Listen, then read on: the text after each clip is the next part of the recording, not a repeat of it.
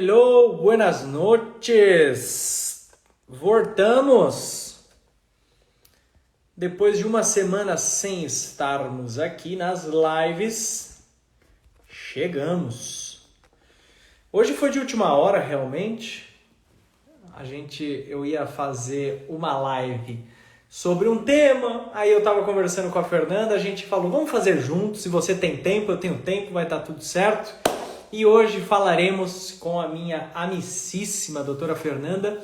Ela é pediatra e eu introduzi dona Fernanda, depois a gente vai falar um pouquinho mais, nessa área de medicina funcional. E ela gostou tanto que realmente ela partiu para isso e ela faz uma medicina cada vez mais humanizada, pensando principalmente nas crianças, mas também abordando os pais, porque é a partir disso que a gente consegue abordar muito mais as crianças, até porque não são as crianças que vão receber as orientações, né? Então ela é pediatra, mas ela gosta de entender todo um contexto familiar, enfim.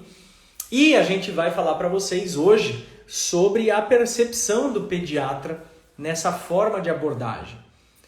O que ela tem, o que ela faz, como que ela vê sucesso nas abordagens delas, no dia a dia de consultório, né? Como que as crianças veem isso, como que os pais veem isso, enfim, como que funciona tudo isso. Então a ideia é bater um papo aí bem tranquilo, sem muita coisa técnica, é um bate-papo realmente, e eu imagino que vocês vão tirar muito proveito, porque vão ser coisas bastante interessantes de histórias de consultório, do que deu certo, do que não deu. Tá bom? Se você é mãe, pai, se você conhece alguém que é mãe e pai e precisam ouvir essas informações, eu peço que cliquem aí no aviãozinho para mandar para estas pessoas, para que a gente consiga dessa forma mandar energias e boas informações para cada vez mais pessoas. Certo, meu povo? Então vamos lá, deixa eu ver se dona Fernandoca já entrou aqui. Parará, boa noite, boa noite. Ah, já me pediu aqui, vamos lá.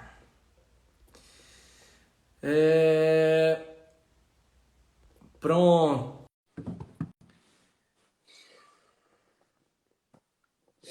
Já apertei aqui, vamos... Será que eu apertei errado? Não, apertei certo. Hello! Oiê! Tudo bem? Bem, e você? Tudo ótimo. Faz quanto tempo que a gente não faz uma live, né? Acho que a Nossa última vez Senhora! eu morava em Piracicaba ainda. Faz um tempo Foi! já. Né? Muito bom, é sempre um prazer revê-la. Eu vou É convidar mesmo? você em casa, tudo bem? Não fique tranquila, tudo vai dar certo. Vai! Eu vou fazer um churrasco para você. Ah, você mudou para São Paulo, mas não Fica adianta nada. difícil. Não adianta Não nada. adianta, vai dar certo, vai dar certo. Vamos lá, Fê. Eu gostaria que você primeiro se apresentasse para os nossos queridos internautas, né? É assim que fala hoje em Oh, dia? Sei lá, eu tô velho. será? Você tá todo blogueirinho aí, né? Tô nada. Conte aí um Bom, pouquinho pra gente. é um prazer de novo estar aqui com você. Agora, conversando um pouco mais técnico, né? Sobre essa medicina de verdade. Então, me apresentando, eu sou médica, a princípio, né? É isso que a gente sempre fala e vai continuar falando. Fiz pediatria, me especializei em pediatria e, na verdade, sou médica da família, né? Gosto da pediatria, não consigo ver a criança como criança, e sim dentro de um contexto, dentro de um sistema muito complexo que é a família, é a sociedade, o que vê, o que consome. Então, falando um pouquinho também da minha história, eu sou formada em fisioterapia. Me formei em 2005. Mas um bocado aí já, né? Um tempinho. Um tempo. E fui para a área de medicina tradicional chinesa e acupuntura. conhecer um pouquinho mais sobre essa área de alternativa, talvez, e medicina exato. De gente e não explicando a doença só como doença. Uai, por que você tem dor de estômago? Como assim? A dor de estômago tem alguma coisa ali que está remoendo, que você não está digerindo, que você não está conseguindo colocar para fora. Né? Intestino, você está aprendendo. O que está aprendendo? Por que você está aprendendo? Ah, é tireoide? O que você precisa falar? Então, a medicina tradicional chinesa vai por esse caminho também, que faz todo sentido.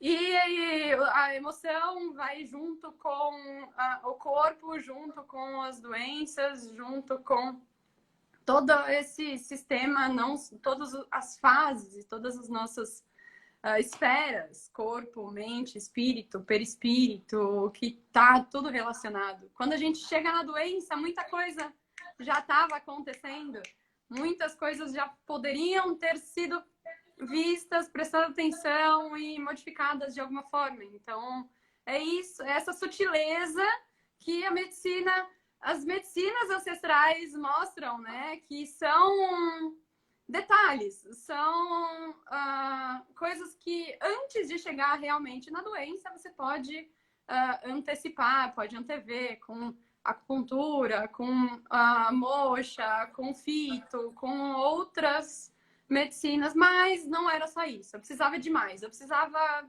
ter mais contato com isso e aí eu decidi sair da fisioterapia. Amo demais, tenho algumas colegas que sou de verdade muito grata e conheço muito bem essa medicina e essa interdisciplinaridade é super importante. Ninguém faz nada sozinho, ninguém trabalha sozinho, ainda mais na pediatria com desenvolvimento, agora crises respiratórias. Então, precisa dessa interdisciplinaridade. Mas eu precisava de mais, e aí eu decidi parar tudo, larguei tudo e fui para medicina. Entrei junto com você na Anhembi Morumbi, 2011. Graças a Deus! Formamos aí e eu fui para pediatria. Na verdade, eu decidi a pediatria, ela me escolheu. Eu falo que as crianças escolhem os pediatras, não é a gente que escolhe a pediatria.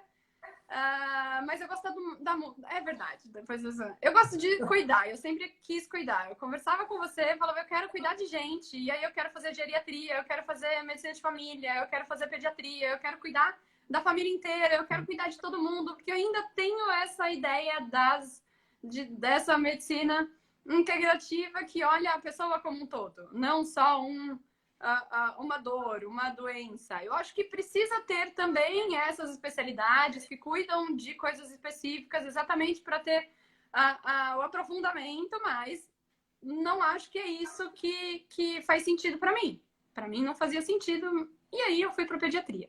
Cara, eu falo que as crianças escolhem porque quando você olha para elas, elas dão um sorriso, fala, cara, é isso que eu preciso, sabe? Então, é aqui que eu quero voltar, é aqui que eu quero ficar.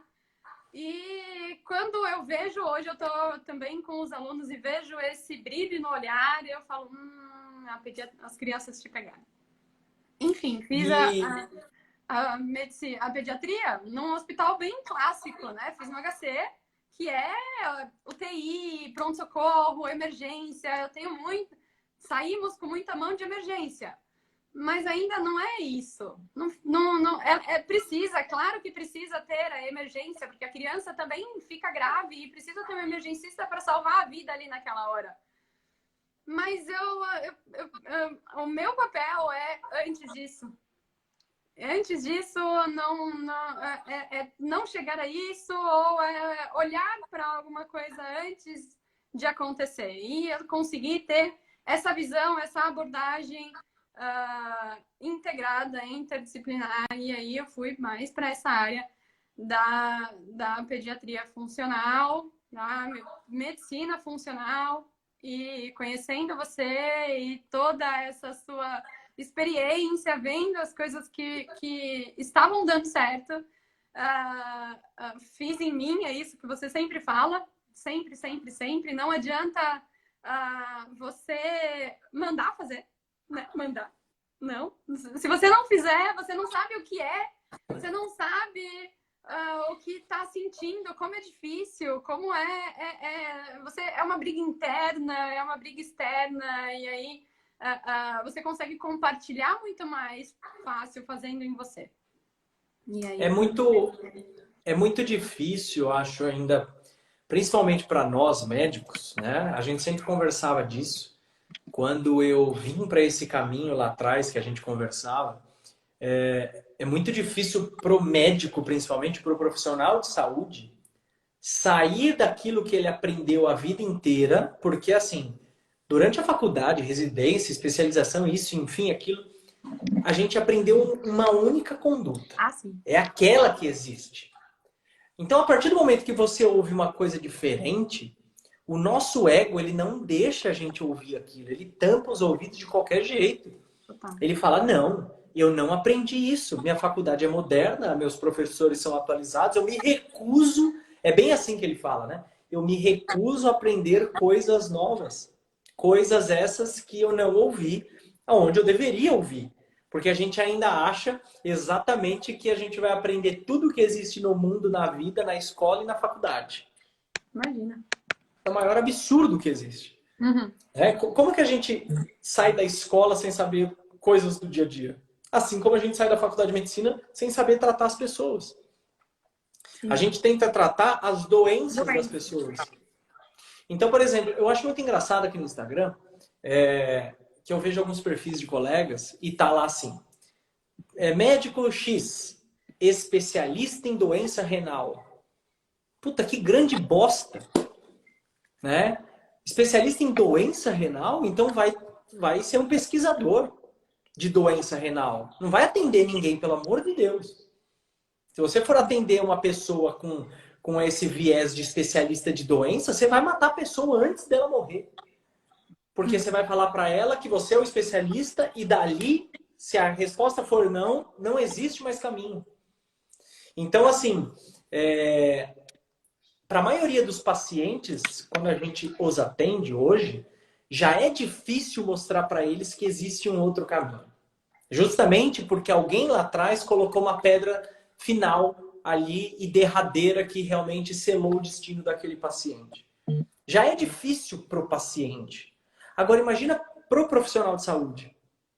Extremamente enviesado só para um lado, extremamente egocêntrico, extremamente cientificista, digamos assim. Né? E eu faço entre aspas porque as pessoas esqueceram o conceito de ciência, né? Na minha doce ilusão utópica, a ciência seria algo relacionado a justamente tirar da frente hipóteses. Tá, por que que isso existe? Não, eu vou procurar saber por que que isso é em verdade. Uhum. Hoje não. Hoje todo mundo comprova tudo. Olha, estudos comprovam que tal coisa não funciona. Puta, mas é muito difícil isso, né? Quem que leu o estudo, qual que foi a metodologia, qual que foi o P, qual que foi a pessoa, da onde foi, a idade, né?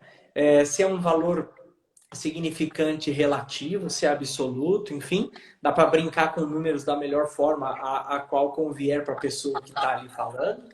Sim. Então a gente acaba tendo uma segunda dificuldade como profissional, que é eu nunca aprendi isso na faculdade e eu estou doente, mas eu não vou colocar isso em prática porque eu sou médico. Eu sei cuidar de mim. Aí entra de novo essa questão.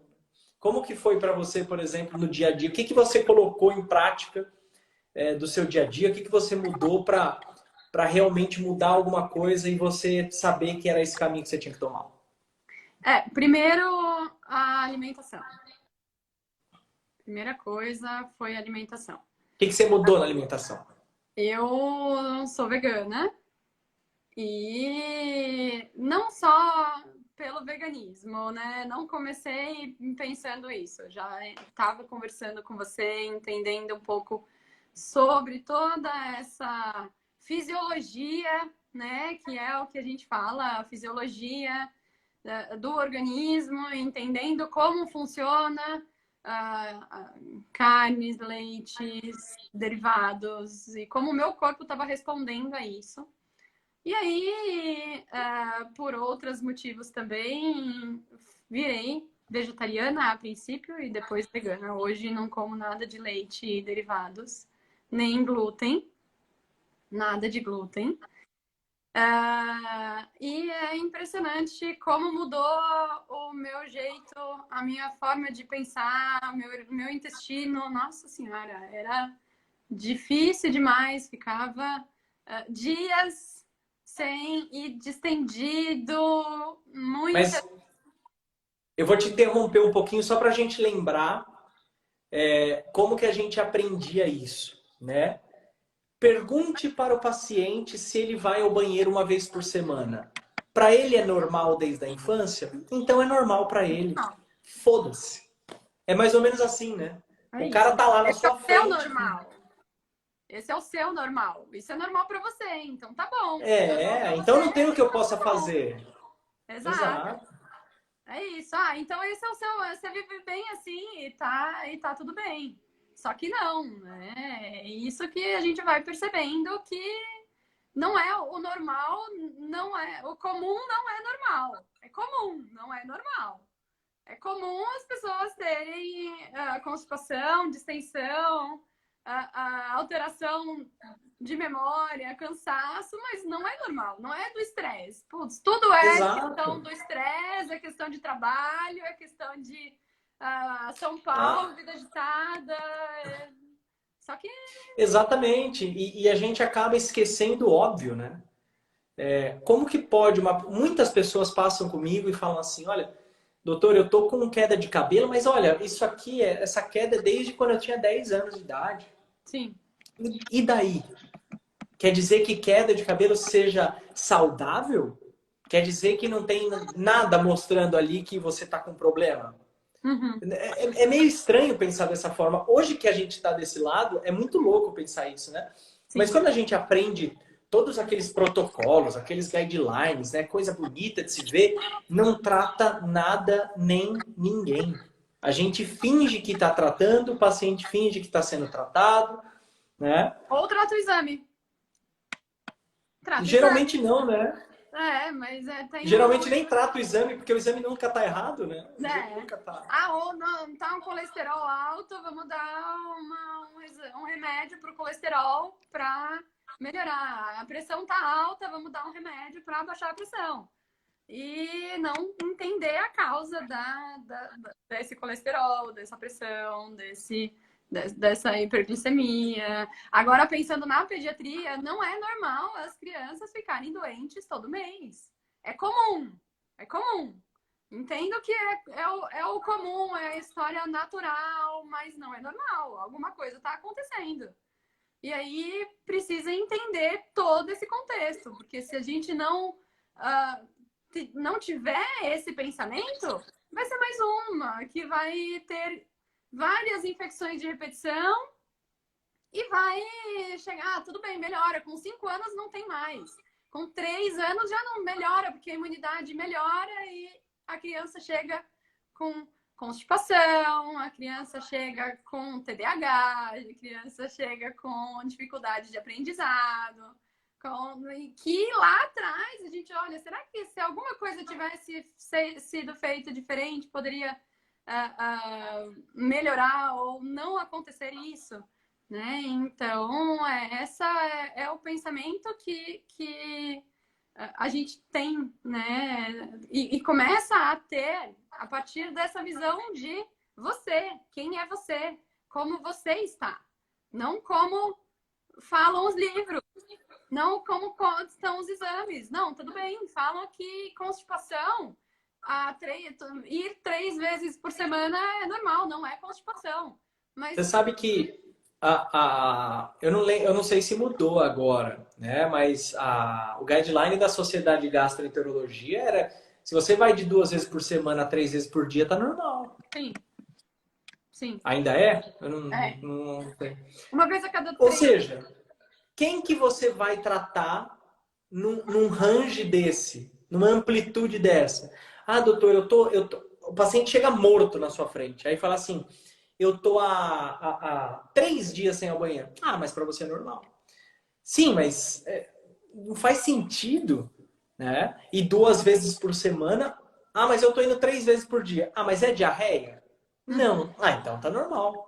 Sim, mas tá branco. Ah, mas isso aí é só, né? Então a gente sempre tem a tendência, a gente aprendeu a ter a tendência de minimizar qualquer sintoma. Sim. Outra coisa que eu sempre achei conflituoso na minha mente nossa, meu bigode tá batendo no nariz, tá dando uma. Rinite, isso é rinite. Não é? Rinite eu já não tenho há uns 5 anos. Né? O que eu sempre achei muito conflituoso é de medicina de família e comunidade, que diz que é uma medicina preventiva, que é a medicina da família, que você tem que entender um cenário assim absurdamente complexo. Sim. O que a gente aprendeu?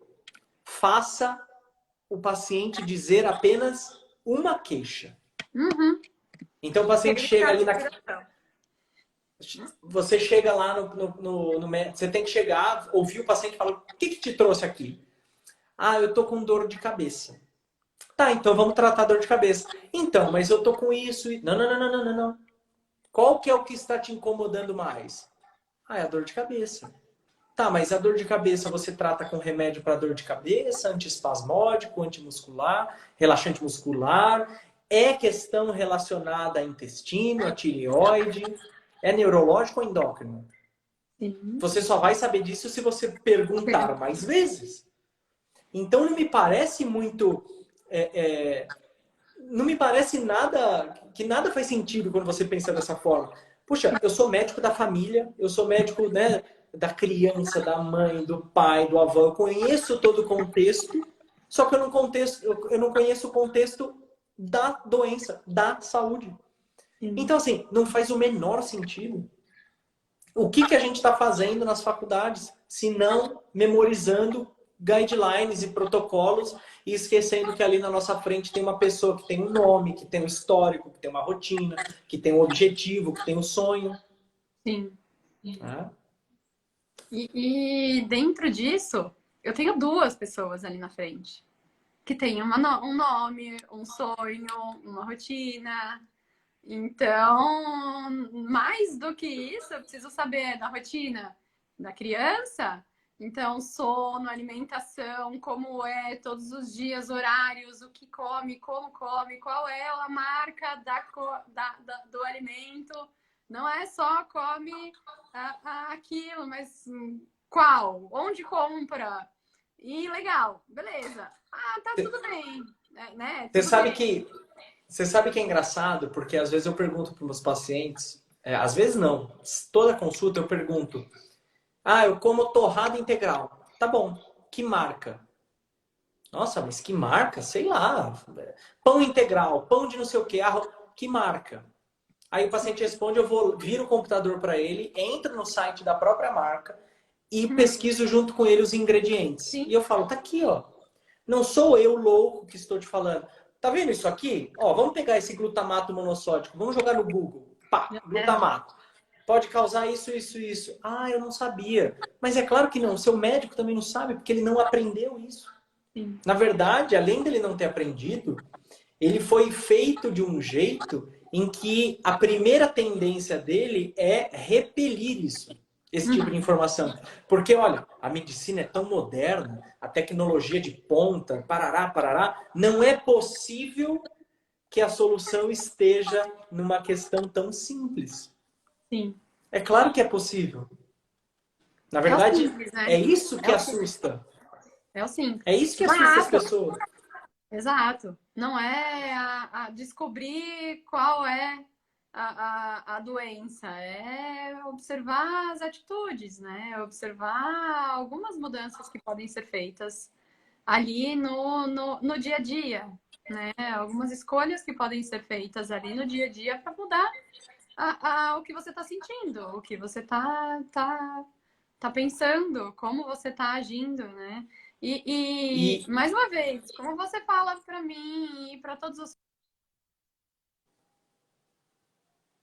acreditar, acho que vai travar. Ah, Acho pronto. que deu uma travadinha, voltou. É.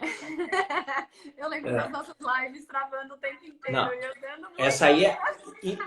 Isso era problema do meu celular. Aí eu troquei o celular, agora tá zero. Boa, boa. Então, falar para os pacientes, não, faz. Não acredita no que eu falo, faz. Faz isso e sente no seu corpo. Como você fica. É a mesma coisa com a pediatria. Não adianta falar, tira da criança. Tira em você, né? Vê você como fica. Coloca isso na sua rotina. Para você sentir as mudanças que acontecem no seu corpo. Porque se acontece no seu corpo, vai acontecer com o corpo da criança também. Que está muito mais imaturo e, na verdade, olha só. O quanto a criança é muito mais aberta a falar, dar esses sinais. Elas dão os sinais muito mais rápido, muito mais fácil. Eles são muito transparentes. Se tá doendo, tá doendo. Se não quer, não quer. E não vai, tem que comer de 3 em 3 horas. Se ela tá com o intestino ruim, ela não vai comer, porque ela não se sente bem. O corpo dela tá falando, não quero, não aceito, não tá legal. Ela começa a ficar irritada. Por quê? Porque não tá legal. E aí a gente começa a olhar, a observar e propor algumas coisas, propor mudanças, mas só a criança não vai conseguir, né? Só a criança, só mudança de estilo de vida. Com a criança é mais difícil. Então, precisa ter esse entendimento, é muito mais isso que você faz, né? Que eu também faço, de mostrar as coisas, por que disso. Então, intestino, a alimentação, leaky gut, inflamação. Olhar aquilo para entender, para se observar. Nossa, é verdade. Várias vezes eu pergunto para a mãe, como é seu intestino? Nossa, péssimo. Horroroso. E a mãe amamenta. Lindo, eu sou super a favor da amamentação sempre. Até a hora que der certo, até a hora que estiver bom para ambas as partes. Mas o que você está passando? Qual é o nutriente ou antinutriente que você está passando nesse leite? Né? Então, se você não tem um organismo saudável, você também não está produzindo um leite tão saudável e não está passando coisas tão saudáveis, por mais que a criança esteja comendo e praticando atividade física, dentro, brincando, né? A atividade física deles, É brincar. porque aí entra um ponto muito importante, que é a questão do pai achar que o filho vai ouvir com racionalidade aquilo que ele está falando. Então, aquele negócio de eu estou fazendo isso, você está chorando, mas é para o seu bem, não existe. Ele não vai entender aquilo naquele momento. Com certeza. Né?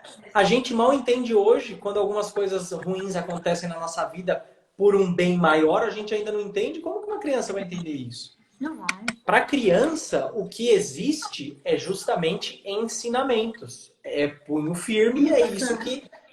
Só que esse punho firme, ele tem que ser firme não no sentido de grito, de batida. Não, ele tem que ser firme no sentido de regras e no sentido de que em casa é deste jeito que funciona. Não Sim, é só para você, não é só para mim, é para é todo todo mundo. mundo.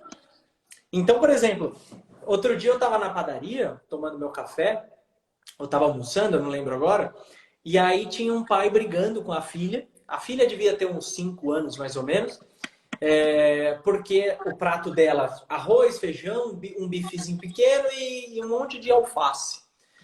E aí o pai levantou da mesa, estava meio que debruçado no prato dela, e falando um pouco alto.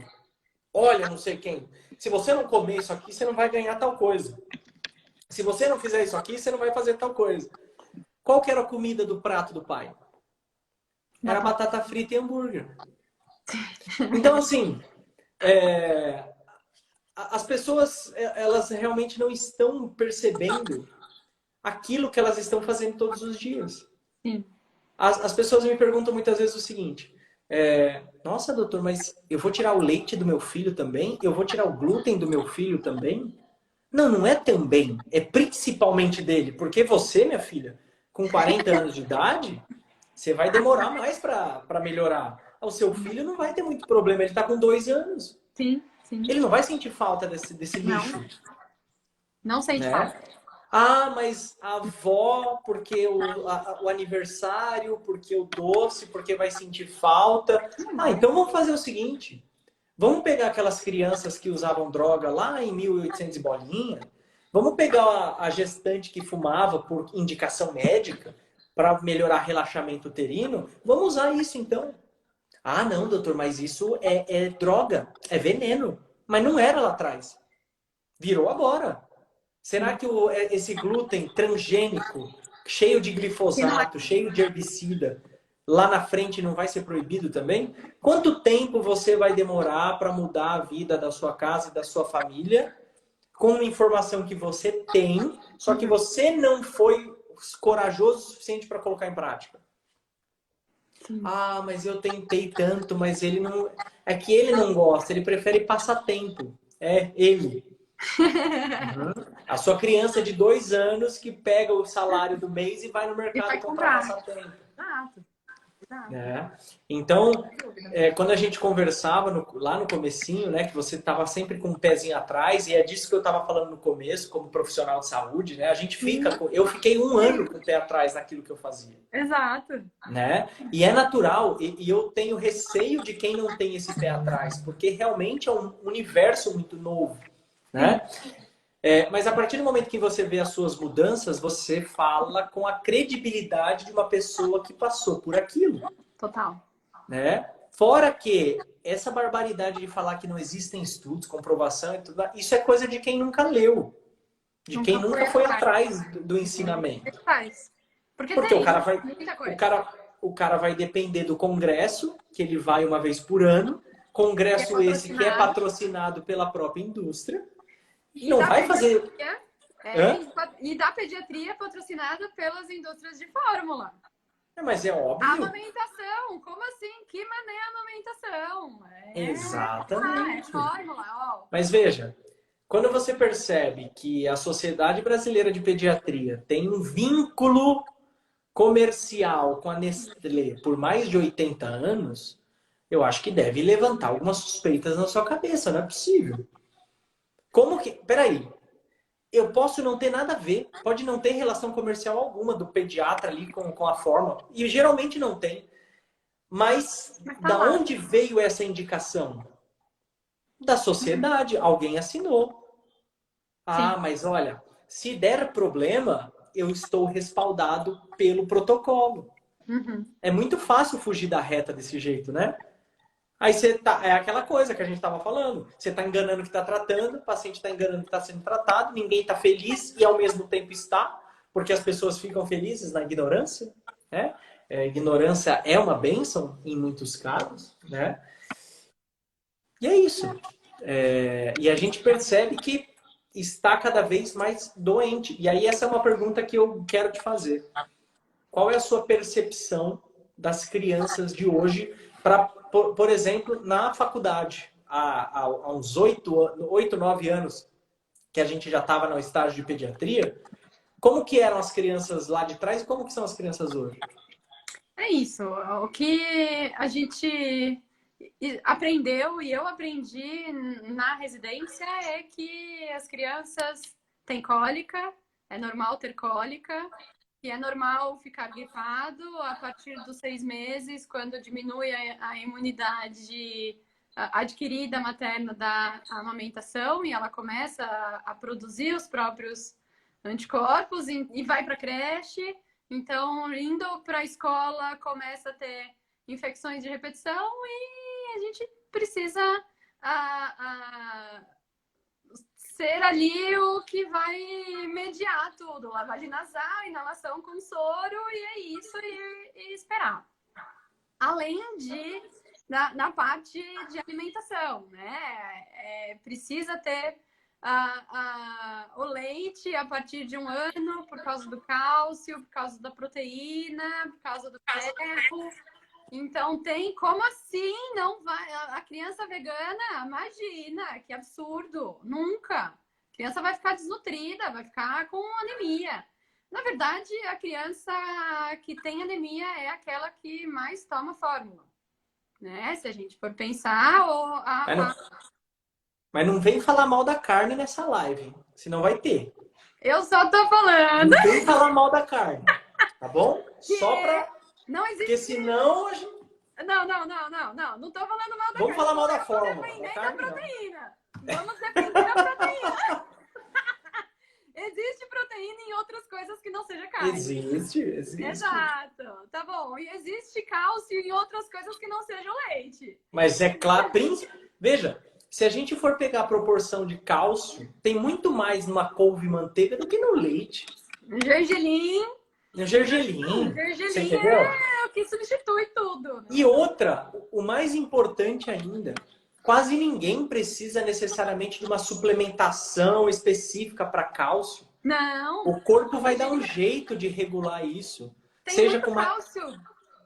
O que Tem você muito vai cálcio precisar aí. muito mais é de fósforo, é de magnésio, é de vitamina D. Exato. Isso ninguém está falando. Eu recebi hoje uma seguidora que me mandou mensagem no direct falando que a médica viu uma vitamina D no sangue de 38 e falou para parar, pelo amor de Deus, porque ela tinha risco de nefrocalcinose. Então, assim, a gente percebe que está muito distante do que realmente deveria ser ofertado como educação médica nas faculdades, né? Porque, veja, além da gente aprender coisas erradas, a gente aprende a abnegar as coisas, não necessariamente corretas, mas coisas novas, Uhum. né? Então, outro ponto muito importante também que é interessante da gente colocar em pauta aqui é justamente a classificação de como... E aí é a pergunta, de novo, que eu lhe faço. Pensando em desenvolvimento neuropsicomotor, quantas crianças chegam no seu consultório hoje? Quantos pais chegam no seu consultório hoje com o maldito celular na frente? Vixe, todo mundo. E você percebe algum tipo de atraso? Porque assim, Tá.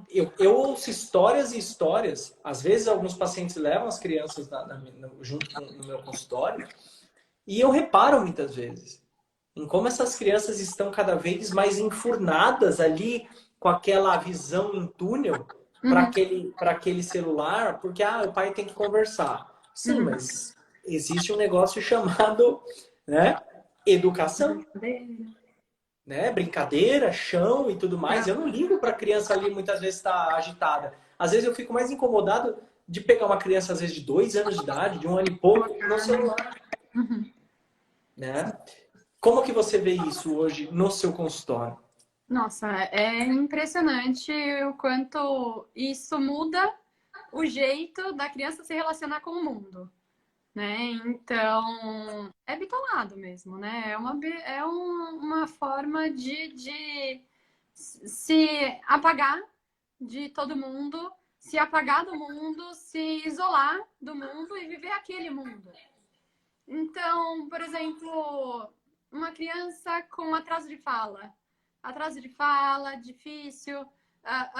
Se a gente for pensar e a gente for analisar e fazer esse retrocesso, provavelmente tem tela, provavelmente tem muita tela. Tem a exposição a esses instrumentos, e aí, por exemplo, tem deficiência ou dificuldade de sono. E aí a gente começa a entrar num círculo vicioso. Dificulta o sono, não dorme direito, não acorda direito, tem mais sono durante o dia, fica irritado, mas também não consegue dormir, e aí não come direito porque tem sono, e aí o problema é a comida, não gosta de comer, tem seletividade alimentar, e aí fica irritado, o que melhora? A tela. E aí fica na tela, mas a tela estimula o cérebro e não consegue pensar. E aí é o que a gente fala, tela, você capta energia, capta todas as informações, aprende a falar inglês, algumas palavras, mas você não cria, você não raciocina, você não tem a imaginação que é tão importante para o que é isso? Né? Isso daqui. Isso daqui é um guarda-chuva, isso daqui é um barquinho. Então, a criança não E consegue colocar isso em prática, né? outro ponto que é até um pouco mais polêmico, mas eu acho muito delicado e perigoso, são algumas veredas que a gente está entrando cada vez mais, que é é como se pegasse cada vez mais as crianças para postos de adultos, né? Por exemplo, propaganda de um banco aí, que eu não sei qual que é, para colocar uma criança que, sei lá, deve ter o quê? Um ano e meio, 2 anos ali, 2 anos e pouquinho, porque é bonitinho falar do jeito que ela fala, palavras difíceis, na frente já de uma tela. Imagina aquela gravação de um monte. Imagina.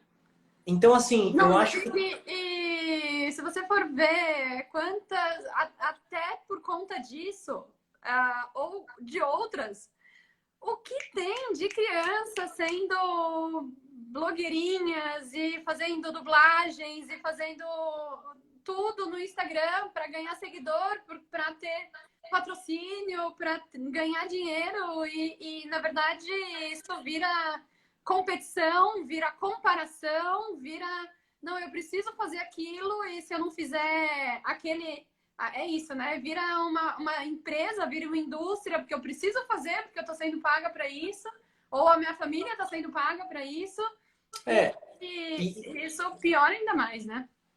porque aí você faz a pior coisa que você pode fazer na vida de uma criança, que é desestimular ela a ser criança, Criança. a ela a ela comer terra, porque ela não pode comer Claro. terra. Ela tem que estar fazendo lives no Instagram. Ela Ah, tem que estar. pro pai. Tem um perfil aí de um menino, deve ter 12, 13 anos, se eu não me engano, que ele fala de política. Ele fala sobre comunismo, isso e aquilo. E veja, cada um tem o seu viés, o seu tropismo, né, para algum dos Sim. lados, de estudo e tudo mais. Agora, o que é inadmissível é a gente colocar uma criança dessa na fogueira, aqui num negócio chamado internet, que muitos adultos não têm culhão, Exato. não têm maturidade nenhuma, e se Nenhuma. coloca uma criança de 12 anos como qualquer tipo de ponta de faca ali, de ponta de ferro para servir algum ideal, Sem né? dúvida. E as pessoas acham isso bonito. Ah, olha que criança inteligente falando, mas não Mas deveria estar ela ali. não é, exato, ela é criança, ela precisa brincar, É. precisa ser criança. E, na verdade, mais uma vez a gente volta para a questão da utilização de todo mundo, dos pais também, das redes sociais e da internet, né? Então, tanto estimular essa criança a ser criança como brincando. Eu sei que a gente não pode ser hipócrita de falar, não, agora vamos todos parar de trabalhar e viver de vento, viver meditando lá no monte. Não, tem que trabalhar, claro, tem responsabilidade, tem relatório, tem dia, tem trabalho para casa, mas também tem o tempo da criança, tem que ter o tempo de brincar, tem que ter o tempo de sentar no chão e brincar com essa criança, e ser criança também e soltar o celular, falar, olha, então até agora é a hora, então eu vou trabalhar até às 8 horas da noite, das 8 às 9 eu vou brincar, eu vou estar ali em contato com ela e vou dar o exemplo que precisa. Então é uma das coisas que eu falo muito para os pais também, assim, sabe? Quando foi a última vez que você sentou na grama, que você brincou de terra, que você brincou de mangueira? Não, toma banho de chuva. Cara, é isso. Não precisa ser todo dia, claro. Banho de chuva. Mas pode ser todos os dias estar ali em contato com a criança, estimulando a conversa, o relacionamento pessoal, o relacionamento ali. Então, rotina. Nossa, o que eu falo para ter rotina de alimentação? Jantar é um momento único para conversar, para tudo bem, João, como que tá? Como foi seu dia? Me conta, o que você tá achando? Como é que você tá? Não, eu vou falar para você como foi meu dia. Nossa, eu passei isso, foi ruim por causa disso, foi legal por causa disso. E também trocar experiências e trocar tempo, sabe? E falta. Eu acho que tá faltando esse contato físico e pessoal conosco. Eu não me isolo disso, também estou vivendo nesse mundo, mas cada vez mais tentando ser mais próximo, né? A pandemia fez com que tudo ficasse mais virtual. Tudo fosse muito mais virtual. É tudo call, vamos fazer um call, vamos manter um distanciamento social, vamos manter uma distância. Não pode, não pode. Eu tive crianças que têm medo de tirar máscara. Porque não quer. Eu falei, não, mas eu preciso ver o seu sorriso. E quando eu tirei a máscara no consultório, que hoje, às vezes eu atendo sem, às vezes com, fica me olhando assim, tipo, sabe? Porque não vê as pessoas, não tem contato, não tinha contato com as pessoas.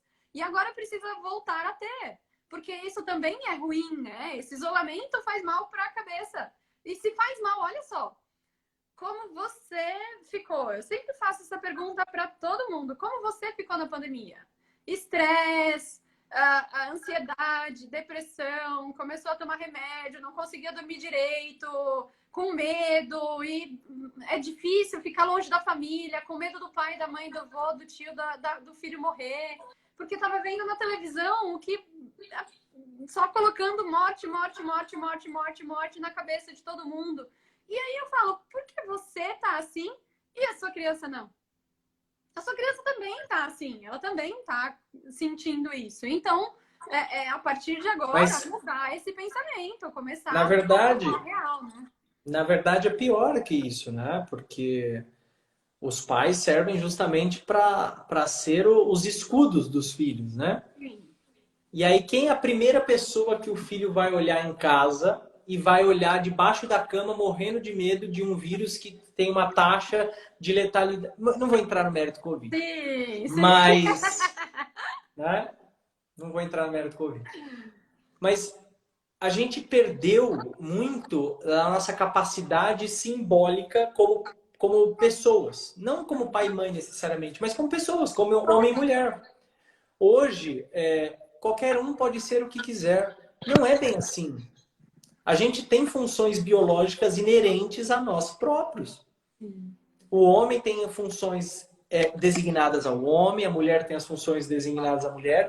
E, infelizmente, quer queira ou quer não, ideologia nenhuma vai mudar isso. Sim. E isto é muito difícil de aceitar porque muitas coisas são o que são. Não tem muito como fugir disso, né? Isso é uma verdade quando a gente passa para as crianças, por exemplo. Quando a criança não vê aquela figura de segurança, seja ela qual for a de casa, né, por vários motivos, pode ser a mãe, pode ser o pai, enfim. Mas se ela não vê ali como um porto seguro, essa criança vai crescer perdida, insegura. Então ela vai trazer exatamente todo aquele arsenal desprezado pela mãe, pelo pai, vai crescer exatamente igual. Uhum. E hoje, infelizmente, o que eu percebo em consultório, seja pelos pais, pelos avós, pelos filhos, enfim, é justamente um crescimento de pessoas que não sabem nem aonde estão. Uhum. Ah, mas você come o quê? Nossa, nem percebi o que eu como. Viu, mas que horas que você come? Não, deve ser meio-dia, 1 hora, não sei. Geralmente eu não sei. Não sabe. Mas do que você gosta de fazer? Não sabe. Ah, eu já... Quer saber? Antes eu gostava de... Hoje eu... Ou seja, as coisas são efêmeras, assim como o joguinho de videogame, joguinho de celular que acaba. Né? A gente usa cada vez mais das distrações para não viver o mundo real. Só que a gente é inserido exatamente no mundo real, não no mundo imaginário. E os problemas do mundo real são os problemas que a gente deveria lidar e a gente não quer lidar com eles. Dói. Né? A gente prefere lidar com o joguinho. É lógico. Que eu sei que se eu morrer no joguinho, eu tenho uma vida de novo. E aí a gente percebe outra coisa também que a pandemia mostrou muito pra gente. A dificuldade da percepção que a morte existe. Uhum.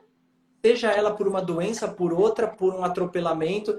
Agora, a questão é, você deve estar muito mais nervosa consigo própria por não amar as pessoas ao seu lado da maneira que deveria e falar para elas da maneira que deveria hoje, Sim. que você prefere o quê? Falar que tem medo da morte. Ai, meu Deus, imagina o que aconteceria com a minha família, isso e aquilo. Então faça o seguinte, entenda que a morte está na nossa porta todos os dias, ela existe, a chance da morte existir todos os dias está lá. Pode ser baixíssima, mas existe. Não é um bicho que surgiu ontem que vai fazer com que você fique paralisado na sua casa sem viver. Sim. Agora, quantas pessoas realmente, de fato, abrem seus corações para os familiares, para o esposo, para a esposa, para os filhos? Tem esse... Porque aí uma coisa é falar também, né? Adora fazer post lá no Instagram, bonito. Aí como que funciona o dia a dia desse familiar? Ah, nunca olhou para mim, fica no celular, no meio da mesa, não fala comigo, não toma café junto, não come junto, não sei o que lá. Então, assim, até que ponto realmente a gente está vivendo para as imagens e para as câmeras e até que ponto a gente realmente está vivendo para os nossos ali próximos, né? Porque eu vejo um destoamento muito grande, um abismo muito grande entre esses dois lados, né? E eu ainda atuo numa área muito delicada de puerpério, né? Em que, sim, a gente tem que pensar em família, pai, avós, mas quem está diretamente ligado a mim é a mãe. E várias vezes. E hoje, essa semana, eu perguntei para a mãe e para o pai: quem são vocês? Quem é você? Não sei quem sou eu há 2 anos. Não sei. Não sei quem sou eu. E aí eu falo, olha só, todos nós vamos embora. A gente não cria o filho pra gente, a gente cria o filho pro mundo. O filho vai crescer e ele vai embora. Não embora de morte. Uma hora vai, mas embora de viver a sua vida. De ser independente, é para isso que a gente, né, educa. Para ser independente, fazer as próprias escolhas. E ter a sua própria vida e quebrar a cara quando precisar quebrar. Então, e aí, quem fica? Quem vai ficar? Como vai ficar? Então é uma coisa que a gente precisa parar e pensar, né? Ok, quem não tem filhos, por exemplo. Tá, legal, a pandemia tá aí, estamos né? Tava aí, e aí? Uma hora vai voltar. E quem é? Quem fica? Né? A Instagram tá aqui. Não, e bombando de coisa no Instagram, Instagram é vida. E o Instagram acabou. Instagram deu pau. Não existe mais. E aí? Quem é você? O que você vai fazer? Com quem você vai se relacionar? Como que você vai se relacionar? Aí você vai ter que voltar para o mundo real, né? Então, o que você gosta de fazer fora das redes sociais? É isso. Tipo, quem é você fora daqui? Fora desse mundo? Mas é exatamente isso para a gente encerrar também. Justamente o que a gente falou logo no começo, né? De colocar em prática na sua vida para ver se funciona. As pessoas perderam totalmente a noção da experimentação, do sentir propriamente, né? Então elas querem receitas prontas, elas querem condutas prontas, elas querem um papel escrito o que elas têm que fazer, porque elas precisam da rédea. Exato. A maioria das pessoas hoje, infelizmente, precisam das rédeas. A maioria precisa das rédeas. Então, foi muito fácil eu manipular praticamente todo mundo. Porque você olha para a rua, a realidade é uma. Tá, então essa é a minha percepção da realidade. Você olha para a TV tá dando outra realidade. Pera lá. Em quem que eu acredito? No que você vê. No que você está pensando, no que você está raciocinando. E aí entra exatamente esse ponto dessa conexão do que a gente está falando. Pessoas mais desconexas da realidade serão pessoas cada vez mais propensas a serem enganados por aqueles que estão inseridos na realidade. Sim. De maneira mais fácil, porque você não vai questionar. Né? Que foi exatamente o que aconteceu. Esse experimento todo de 2 anos que aconteceu foi exatamente isso. E deu super certo. Que mostrou que as pessoas realmente funcionam à base das manadas. Sim. Sempre existiu, sempre foi isso. Só que hoje com as redes fica muito mais fácil, né? A informação é muito mais ligeira. E é o que a gente fala, tá na nossa mão o poder de escolha. Sem sombra de dúvidas. A gente Sem sombra de escolhe dúvidas. o tempo inteiro. Eu escolhi hoje entre fazer a live ou não fazer. Né? Eu escolhi, toda hora é uma escolha e você tem as consequências da sua escolha.